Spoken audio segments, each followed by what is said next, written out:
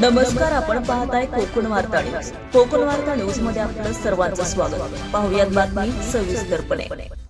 काल सायंकाळच्या सुमारास महाड एमआयडीसी मध्ये कार्यरत असलेली इंडो इमाइन्स लिमिटेड या कंपनीमध्ये सूत्रांच्या माहितीनुसार अचानक गॅस गळती झाल्यानं कामगारांच्या नागडोळे तोंडामध्ये आल्यानं कामगार चक्कर येऊन बेशुद्ध झाले.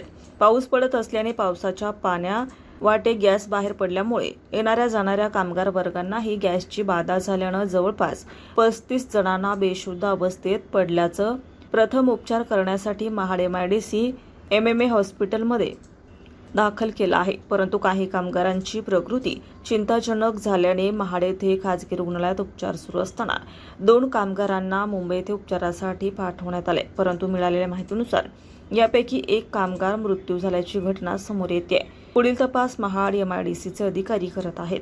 रिपोर्ट कोकण वार्ता न्यूज, रायगड. काल सायंकाळी 6-6:30च्या दरम्यान इंडो इमाइन्स कंपनीमध्ये TBUचं त्यांचं जो रिॲक्टर आहे त्यामध्ये त्यांचं ते बॅच टाकत असताना HCl गॅस लिकेज झाला होता.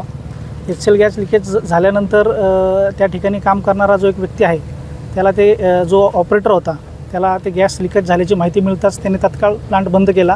मात्र तोपर्यंत गॅस बऱ्यापैकी लिकेज झाला होता. त्यामुळे रस्त्याने येणारे जाणारे व आजूबाजूच्या कंपन्यामध्ये लोकांना उलटीचा ह्याचा चक्कर येण्याचा असा काही त्रास झाला.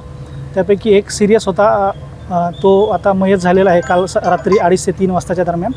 व एक इसम आहे त्याच्यावर आता नवी मुंबई येथे उपचार चालू आहेत आणि बाकीचे जवळपास 30 ते 35 लोक आहेत त्यांना आपण उपचार करून त्यांच्या घरी सोडलेले आहे. ताज्या बातम्या आणि नवनवीन घडामोडी पाहण्यासाठी आजच आमच्या कोकण वार्ता न्यूज चॅनलला लाईक करा, सबस्क्राईब करा आणि बेल आयकॉन प्रेस करा आणि पाहत रहा कोकण वार्ता न्यूज.